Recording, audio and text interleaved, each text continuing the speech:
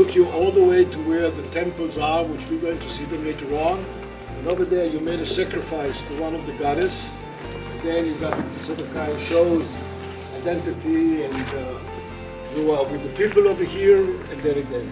But before all that, you had to be welcomed by the reception committee. They were sitting over here. And who was sitting here? Who are the figures that were sitting at the city gates? The judges. The judges, and what else? Who else? The God. The? You start well. Keep going. The animal. Religious leaders. No, Military? not exactly the elders The elders. at the city gate. Okay, yeah. Ladies and gentlemen, if you look over there, you see those bench, you can imagine that this is when the elders of the city sitting, and here, who had to come to the front of the elders of the city gate in order to solve this problem? Oh, exactly. Yeah. Oh, you know.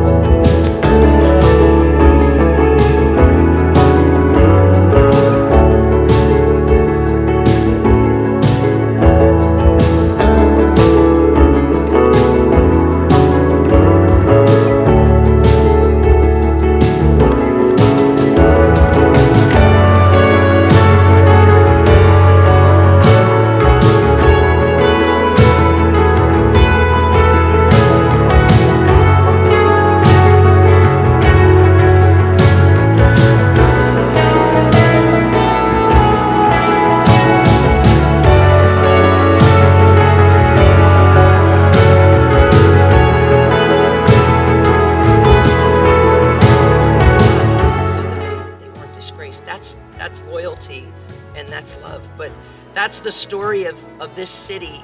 And again, it's like Megiddo, a guard city. And everything down here, if you look behind you, this is all that was sticking out of the ground. But where you're sitting down, all had been covered by dirt for centuries. And that's why it's so well preserved. And this is pretty much, if you've probably heard of the Decapolis, the Decapolis, the 10 cities. And this is one of those 10. It's I think this is the only one in Israel. And this is as close as you get to see what Roman life was like. Now notice, the Romans are so powerful as an army that they're no longer afraid and hiding up on top of a hill, but they feel that they can protect you well enough that you can spread out on the ground level and wall you in. And they were definitely a force to be reckoned with.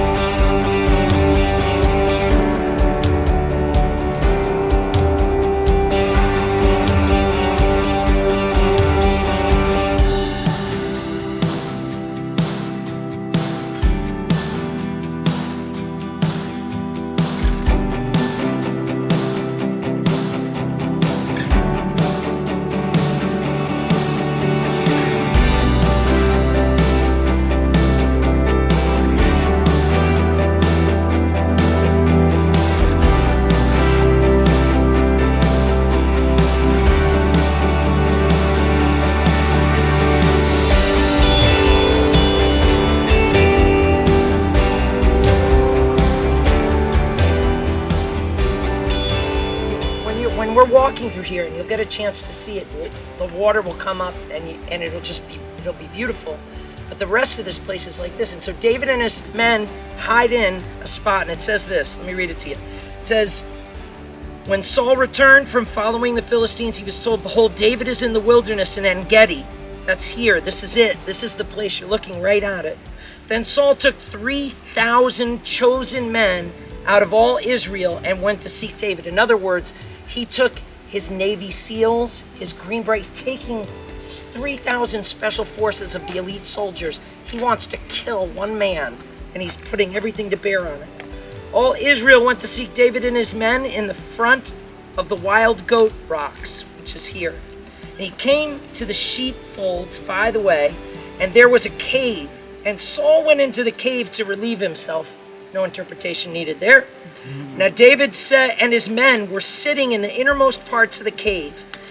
And the men of David said to him, listen to this, you got to be careful that you think about the advice you're given instead of just reacting on it. Listen to their advice. Here's the day of which the Lord said to you, behold, I will give your enemies into your hand, and you shall do to them as it seems good to you. And David arose and stealthily cut off the corner of Saul's robe. Afterwards, David's heart was struck within him because he had cut off the corner of Saul's robe. And he said to the men, Lord forbid that I should do a thing to my Lord's anointed, to put my hand out against him. And seeing his Lord's anointed, so David persuaded his men with these words, and he did not permit them to attack them. And Saul rose up and left the cave and went on his way. Afterwards, David also arose and went out of the cave and called to Saul. So you can see they were probably up way high. Saul's coming down now, and David gets out right up on top of those cliffs, right over there. King David's standing, right where you are. King Saul is standing. And he shouts to him and he says, my Lord, the king. And when Saul looked and beheld him, David bowed his face to the earth and paid homage. Talk about treating respect to people who are trying to take your life. I don't know if I could do that. David said to Saul, why do you listen to the words of the men that say, behold, David seeks to harm you? Behold, this day your eyes have seen how the Lord gave you today into my hand in the cave, and some told me to kill you, but I spared you. I said, I will not put out my hand against the Lord's anointed, for he is the Lord's anointed. See, my father, see the corner of your robe in my hand, for by the fact that I cut off the corner of your robe and did not kill you, you may know and see that there is no wrong or treason in my hands. I have not sinned against you, though you hunt my life to take it. May the Lord judge between you and me. May the Lord avenge me against you, but my hand shall not be against you. As the proverb of the ancients say, out of the wicked comes wickedness, but my hand shall not be against you. After whom the king has come out of Israel, after whom do you pursue? A dead dog, a flea? May the Lord therefore judge and give sentence between you and me, and see and plead my case and deliver me from your hands. Here David is given the chance to take Saul's life. He could have just done it. They could have been gone. They wouldn't have even known until it was too late, and he didn't do it. And what's interesting is nowhere in the Old Testament do you read the prophecy that they're reading to David. There's nowhere in the book of Samuel anywhere that happens. It was his men basically saying, look, God's giving him into your hands. Kill him, strike him. And you know, sometimes we talk about backsliding, but have you ever heard about front sliding? Where people get behind you and they push you in the direction they want you to go. They shove you in the direction that they think you should move. They push you. We call this being pushy. But forget a leader, not only as a pastor and a leader, but as a Christian, you need to know God for yourself. You need to hear God's voice for yourself, because if David listened to his men and not his own heart, that hope of the throne would have been taken completely from him, because you do not get to the right place by doing the wrong things.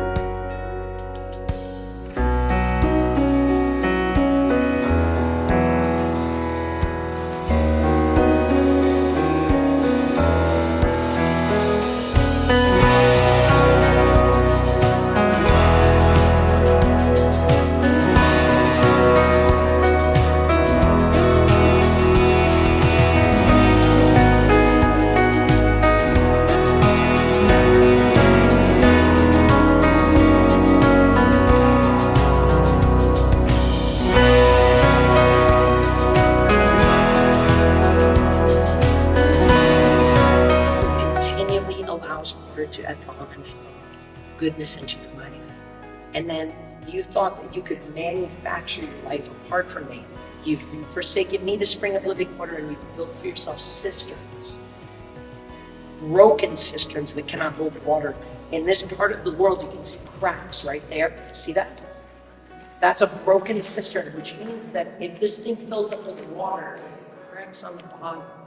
And you're saying, I'm good. My 401k is doing good. I've reached the record. I'm good. I meet the financial commitment where the system's going to take care of me. I'm good. I don't need to trust God. I'm fine. And then one shake of an earthquake cracks it. And everything that you put your hope in, if it's not in God, goes right out. Jeremiah's basically saying, you're trying to live your life separate from dependency on God. It doesn't matter how full or how empty it is, the Lord is your shepherd. And because of that, you shall not want. But I see these things, and you'll never believe about systems. You get the force of Jeremiah's word, because Jeremiah assumes that you know not only the Old Testament, but that Jeremiah assumes that you understand the system. You can't even, how do you describe this to the people in the church?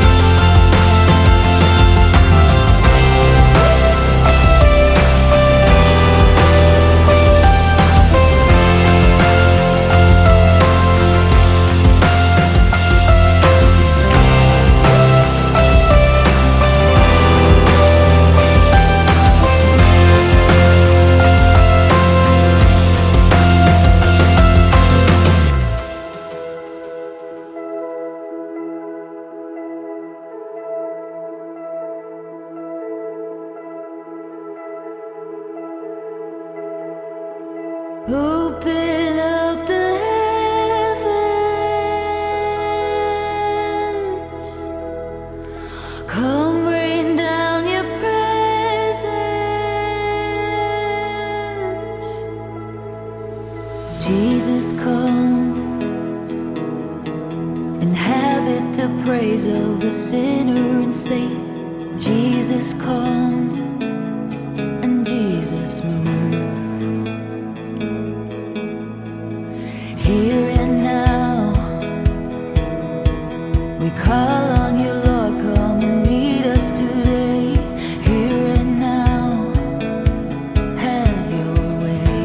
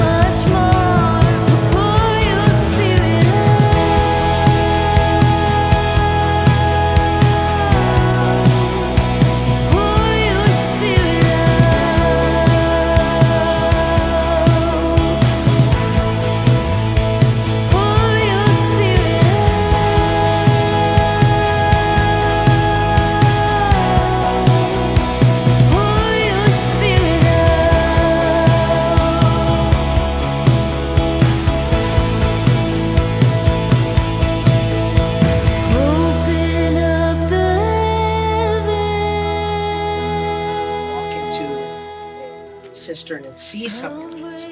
But burial, you look on the hill and you see the graves above the ground and you see the stones on top of it.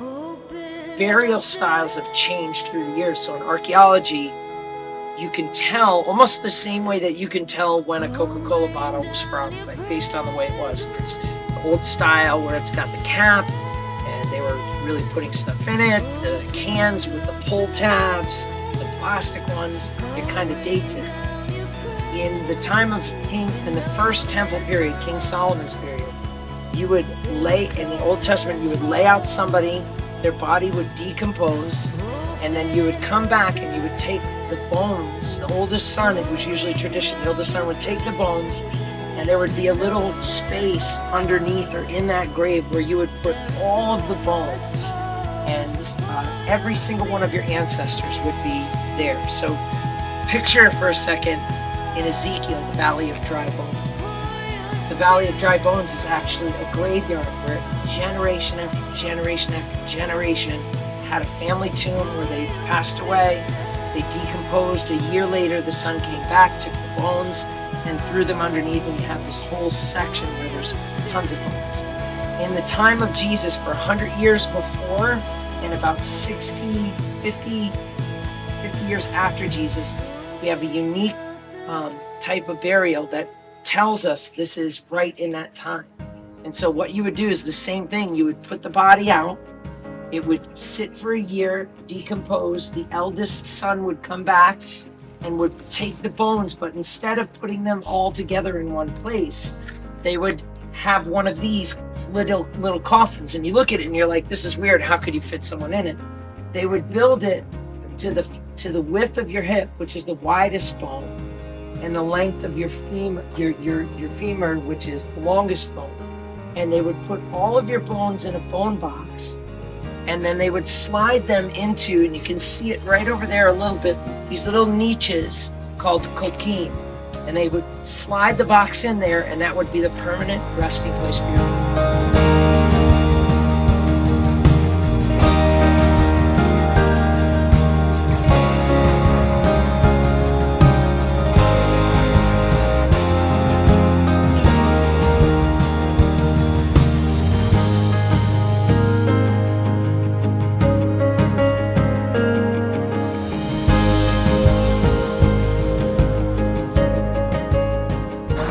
But Jesus prayed. What does pray and get big round? Only prayed.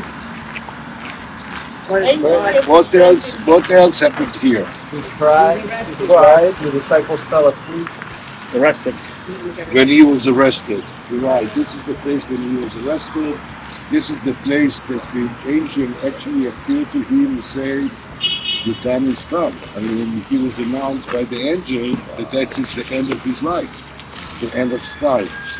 And it happened in a place that's called the Garden of Gethsemane, a place that says that Jesus has known before. And how? Because this is the beginning of climbing to the road to Bethany. This is the end of the road of Palm Sunday Road. It is still the same road.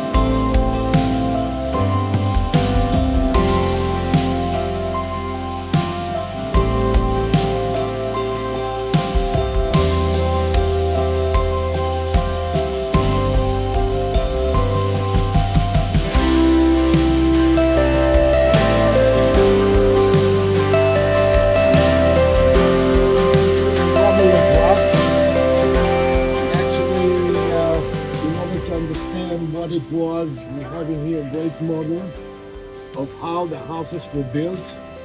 Okay, probably 2 stories building. We found here even sort of kind of restroom facilities that shows the high quality of and the high standard that the people who lived here, and of course those who lived here close to the temple or where David lived, the house where David lived, the king lived, actually shows that they were on the upper level of the society. Now again, for what we saw, this is the narrow path. These are the steps to go to the 2nd floor. These are the pillars that support the main formation of the building. Okay, and of course there were another building over there, coming down, further down, and down. And one of the massive things that was found, by the way, this is the first part of the city of David that we excavated immediately after 67. And it's called Territory G for some reason. And the first thing that they exposed is the slide wall, which you see here, that actually support King David Palace.